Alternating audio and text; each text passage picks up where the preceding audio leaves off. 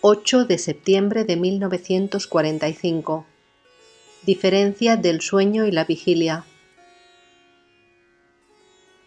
Mr. Subba Rao, de Bezwada, preguntó a Bhagavan: ¿cuál es la diferencia entre imaginación y visión? Bhagavan: la una es voluntaria y la otra no. Pero, en última instancia, aunque no podamos comprenderlo en este momento, la visión también tiene su origen en la esfera de la voluntad. Subba Rao: ¿los sueños también tienen su origen en ella? Bhagavan: sí. Otro visitante: se dice que nuestra vigilia es un sueño semejante a los que tenemos cuando estamos dormidos, pero en nuestros sueños no hacemos un esfuerzo consciente para abandonar el sueño y despertar, pues el sueño finaliza sin quererlo nosotros, cuando despertamos. De modo semejante, puesto que la vigilia es otra especie de sueño, ¿por qué no podría acabar por su cuenta y sin ningún esfuerzo por parte nuestra y conducirnos al despertar real que llamamos jnana? Bhagavan: tu pensamiento de haber hecho un esfuerzo para abandonar el estado de vigilia y tus esfuerzos por alcanzar el verdadero despertar de jnana forman parte del mismo sueño. Cuando alcances jnana, verás que no hubo sueños ni vigilia, sino que siempre estuviste en tu estado real. Yo insistí a Bhagavan: ¿pero cuál es la respuesta a la pregunta? ¿Por qué el estado de vigilia no cesa como los sueños, sin esfuerzo de nuestra parte, y nos conduce sin esfuerzo a jnana, como el sueño pasa y nos conduce espontáneamente a la vigilia? Bhagavan: ¿quién puede asegurar que el sueño pasa sin esfuerzo nuestro? Si los sueños son el resultado del karma o pensamientos pasados, como se supone generalmente, probablemente es el mismo karma el que decide cuánto debe durar el estado de vigilia y cuándo debe cesar.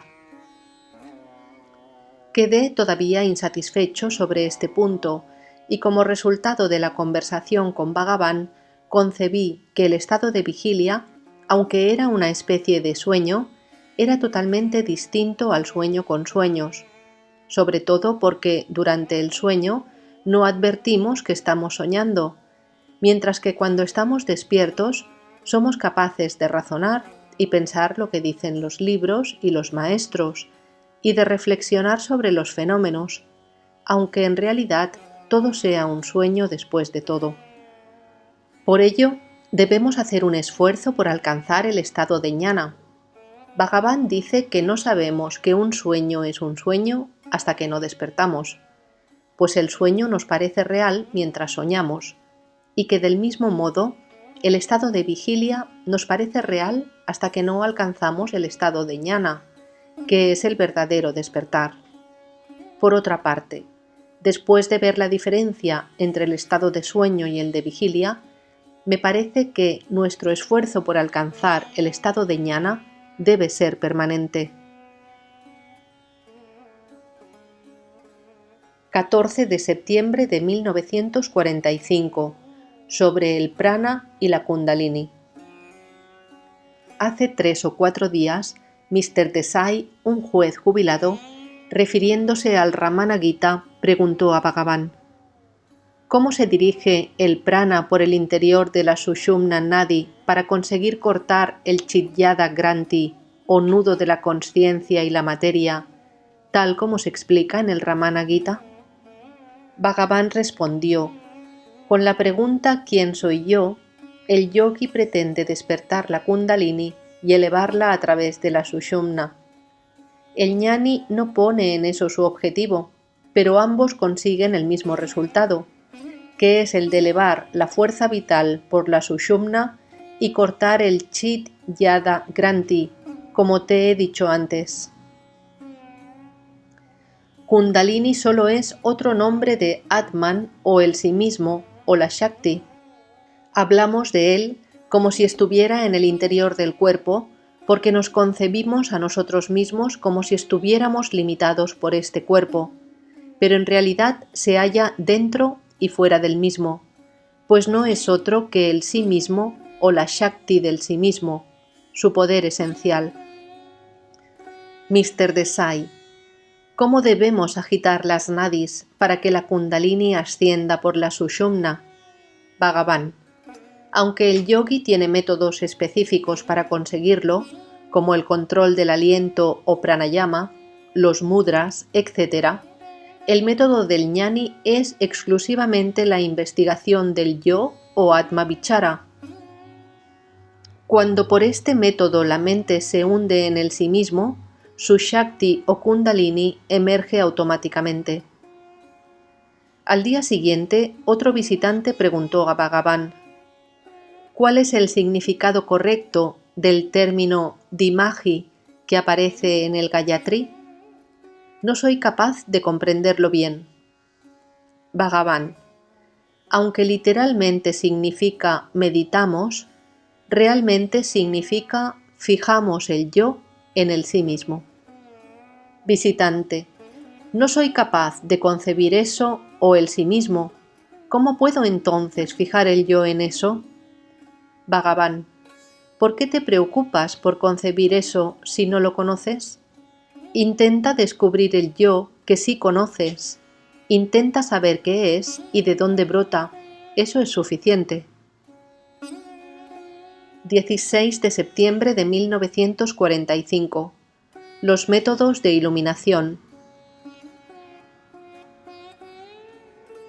Un visitante preguntó: ¿qué puede hacer en el terreno espiritual alguien que todavía es un absoluto principiante? Bhagavan, el hecho de plantearme esa cuestión demuestra que ya sabes lo que hay que hacer. Tu innegable deseo de paz es lo que te obliga a dar esos pasos para conquistar la paz. Buscas salsa en el plato porque ya tienes un trozo de pan en la mano. Visitante, ¿cuál es el método para conseguir la paz? Bhagavan, la concepción de que hay una meta y un camino que conduce a ella es errónea. Nosotros somos esa meta, la paz misma. Lo único que se requiere es abandonar la idea de que no somos paz. Visitante, todos los libros insisten en que es necesaria la guía de un maestro. Bhagavan, el gurú solo te dirá lo mismo que te estoy diciendo ahora. No puede darte nada que previamente no tengas. Nadie puede obtener lo que no posee de antemano. Y en caso de conseguir una cosa así, te abandonará de la misma forma que vino. Lo que viene se va.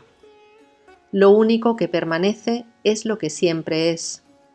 El maestro no puede darte nada nuevo que antes no tuvieras.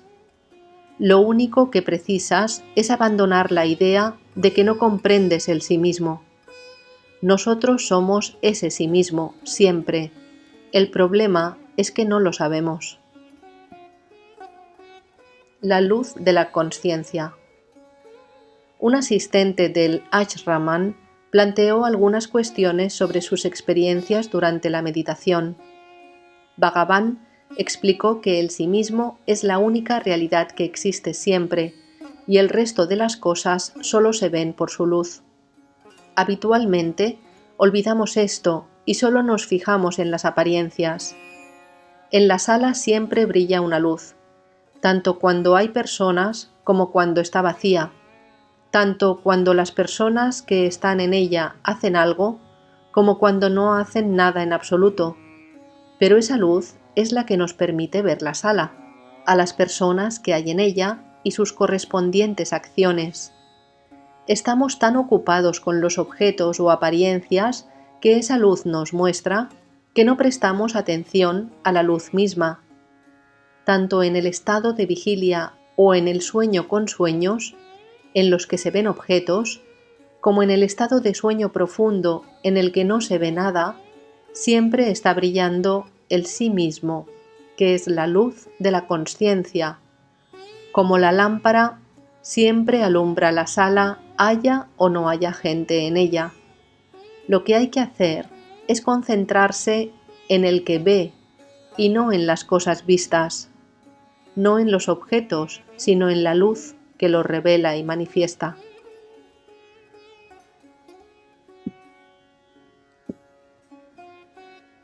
...18 de septiembre de 1945... sobre la muerte y el Prarabdha Karma. Ha llegado un grupo de bengalíes. Uno de ellos, que ha perdido recientemente a su hijo, preguntó a Bhagavan: ¿por qué murió ese hijo tan joven? ¿Ha sido su karma o el nuestro el responsable de este tremendo dolor? Bhagavan: el prarabdha que el niño tenía que realizar en esta vida ya lo ha cumplido y por eso se ha ido. Podemos considerar que era su karma. Por lo que a ti se refiere, puedes dejar de sufrir y permanecer tranquilo e inafectado por el suceso si estás convencido de que el niño no era tuyo, sino solamente de Dios, que Dios te lo dio y Dios se lo ha llevado. Con respecto a este tema, Bhagavan tomó una edición inglesa del Yoga Vashista para leer la historia de Punya y Pavana. Puede parecer extraño, pero Bhagavan siempre abría este libro por la historia que tenía en la mente. Después me pidió que leyera en voz alta el fragmento en el que Punya aconseja a Pavana que no lamente inútilmente la muerte de sus padres, dándole a entender que él mismo había sufrido innumerables nacimientos en el pasado, en cada uno de los cuales había tenido unos padres distintos. Del mismo modo que ahora sería absurdo llorar por aquellos padres pasados, tampoco es oportuno llorar por los actuales. Un visitante preguntó: ¿quién es más pecador, el hombre que vive mucho tiempo o el que muere de niño?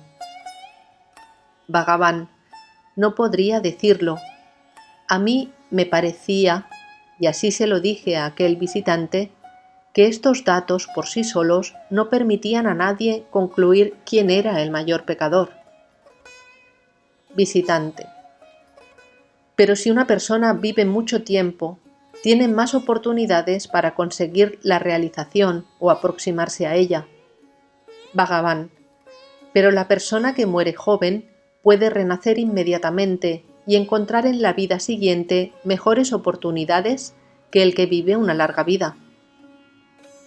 Visitante: cuando se dice que debemos renunciar a toda actividad, ¿quiere decir que debemos reducir al mínimo nuestra actividad? Bhagavan: por abandono de la actividad se entiende el abandono del apego hacia esas acciones o los frutos que nos pueden proporcionar, poniendo fin a la idea de que nosotros somos los hacedores de las mismas. Los pasos que tu cuerpo ha dado para venir aquí tenían que ser dados para conducirte aquí. Tales acciones no pueden abandonarse, nos guste o no nos guste. 27 de septiembre de 1945. Una excursión al Skandashraman. Bhagavan recordó inesperadamente que una semana antes se habían hecho unas reparaciones en el Skandashraman y después del almuerzo, sin comentárselo a nadie, se dirigió allí acompañado de su asistente Rangaswami. Casi nadie lo supo hasta las 3:30 de la tarde, pero a partir de esa hora se fue corriendo la noticia entre los devotos y casi todos nos encaminamos al Skandashraman y descubrimos a Bhagavan sentado en la terraza que hay delante de la sala, desde donde se divisa una hermosa panorámica del templo y la ciudad.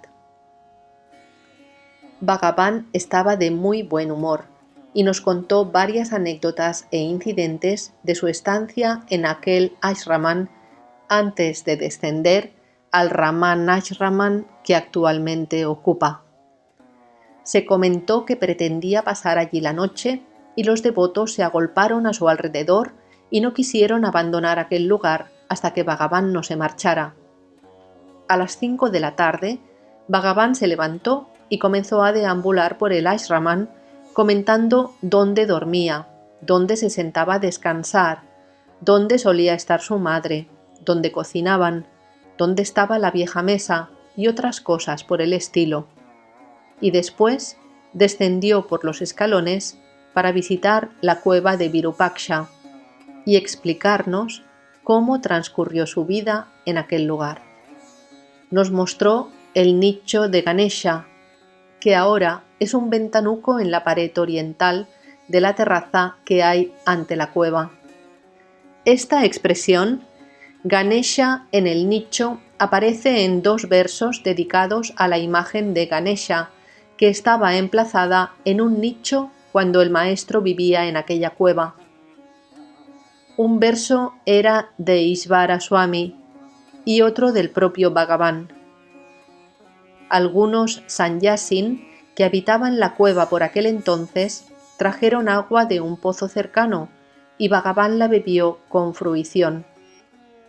Después partió hacia el Ramanashraman caminando lentamente cuesta abajo. Antes de llegar al ashraman, nos sentamos todos en torno suyo bajo una higuera pipal que hay cerca de la cueva de Guha Namasivaya.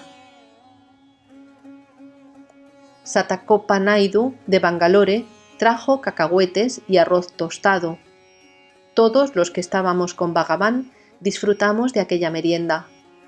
Cuando comenzaba a oscurecer, nos levantamos y bajamos a la ciudad por la calle principal, llegando al Ramanashraman a eso de las 8:30 de la tarde. Era sorprendente que Bhagavan hubiera hecho todo el trayecto a pie, pues el día anterior se había dislocado el dedo gordo del pie izquierdo y todavía le dolía bastante. En los 22 años que llevaba en el Ramanashraman, desde que abandonó el Skandashraman, Bhagavan solo había subido allí 2 o 3 veces. Ya he dicho que aquella tarde el maestro estaba de muy buen humor, y en la bajada al Ramanashraman se detenía a cada paso y contaba alguna anécdota curiosa, o recordaba árboles que habían desaparecido de allí, o relataba percances que habían sucedido en la cueva Virupaksha, como cuando Yada Swami hizo rodar un montón de piedras sobre la cueva, o cuando una tremenda tormenta arrastró una noche enormes piedras e hizo nacer un hermoso manantial cerca de donde vivía Bhagavan y sus compañeros. 6 de octubre de 1945. Sobre el Prabhulinga Lilai. Se informó a Bhagavan que bajo un montón de hojas y sin que los monos se apercibieran de ello, habían nacido 2 mangos que habían crecido bastante antes de ser descubiertos por los monos, que habían dado cuenta de uno de ellos, aunque todavía no habían reparado en el otro.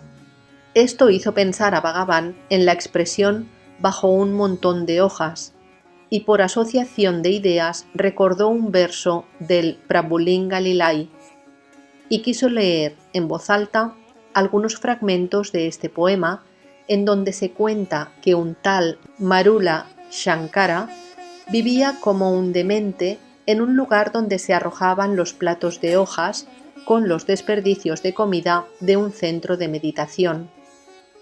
Nadie había reparado jamás en aquel hombre cubierto de hojas hasta que Alama Prabhu pasó por allí y Marula salió del montón de hojas y se postró a sus pies. Alama Prabhu se levantó del suelo y le abrazó, porque reconoció sus méritos. Solo un ñani puede reconocer a otro ñani. Los que practican kriya, charya o yoga pueden ser reconocidos por las acciones que realizan, pero los ñanis no ejecutan ninguna práctica externa por la que se les pueda reconocer. Los signos del ñani.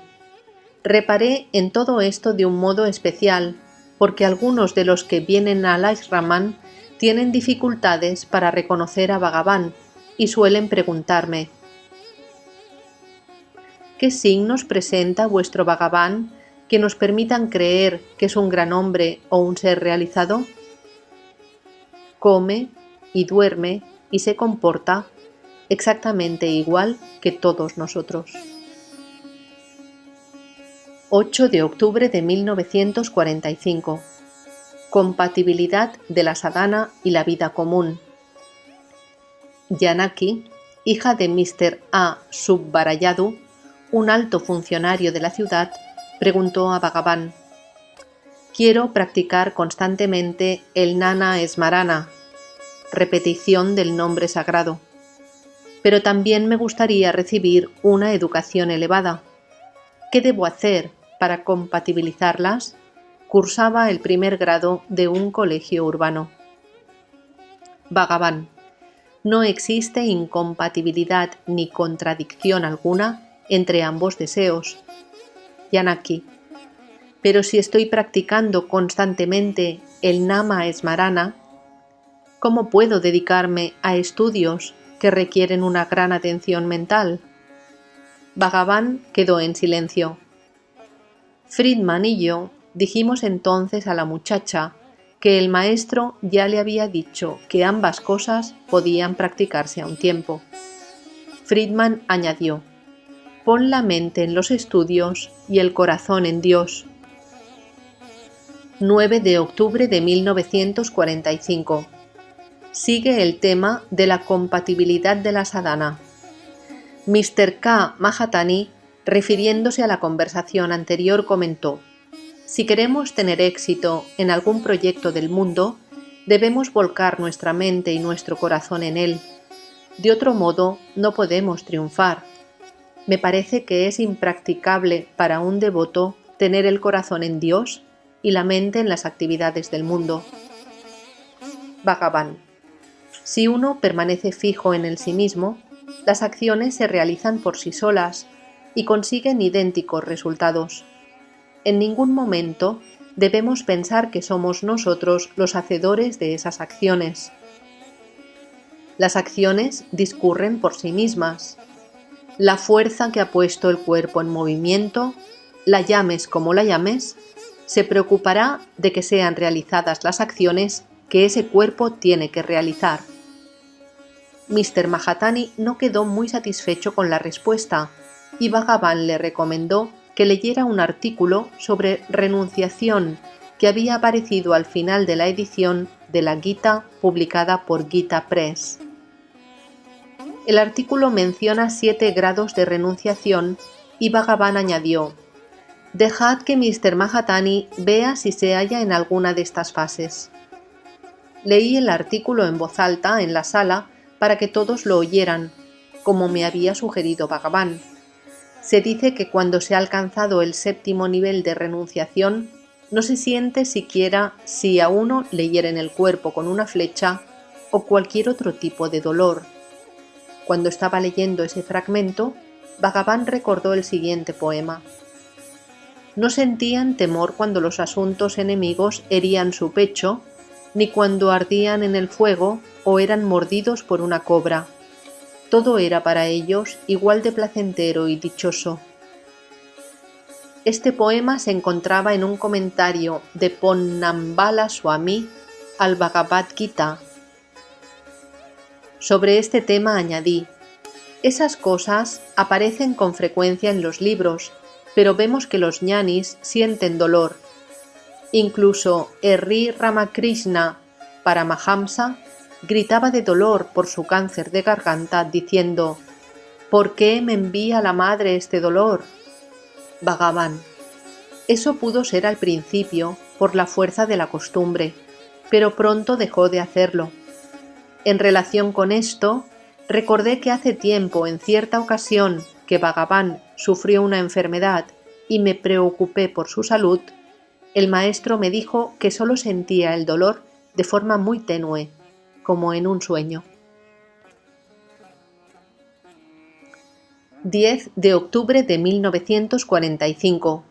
Sobre Dios y el trabajo diario. Lo que voy a relatar a continuación lo descubrí en las páginas 110 y 111 del número de septiembre de 1945 de la Revista de la Ciencia y el Pensamiento. Era un artículo de Gilbert Henry Hedge que decía: «Frecuentemente la gente Dice que cuando están trabajando no tienen tiempo de pensar en Dios. Su mente está ocupada en el trabajo. Pero yo te digo, amigo, que el remedio es idéntico en todos los casos. Busca primero el reino de Dios. Cuando lo has conseguido, todas las cosas se resuelven por sí solas y ocupan su lugar adecuado en nuestra mente. Dios está en ti y en todo lo que te rodea, y tú y tu pequeño mundo individual estáis en Dios. La comprensión de este hecho implica también la comprensión de que todas las cosas de la vida tienen su orden y lugar apropiados y que la ley de Dios gobierna tu vida y todo lo que te rodea. Nada puede excluirse al mandato de esta ley cuando comprendemos que vivimos nuestra vida en Dios. Incluso cuando estamos ocupados en el trabajo cotidiano, eso nos ayuda a pensar en Dios y reconocer su presencia en nuestro interior y en torno nuestro y en nuestro propio trabajo. Eso nos ayuda también a ver el trabajo como un trabajo de Dios, y cuando lo hacemos así, encontramos nuevas y mejores formas de realizarlo y nos sentimos dichosos de hacerlo. Leí todo esto en voz alta y Bhagavan lo aprobó y me dijo que se lo mostrara a Mr. Mahatani a propósito de nuestra conversación de la tarde anterior.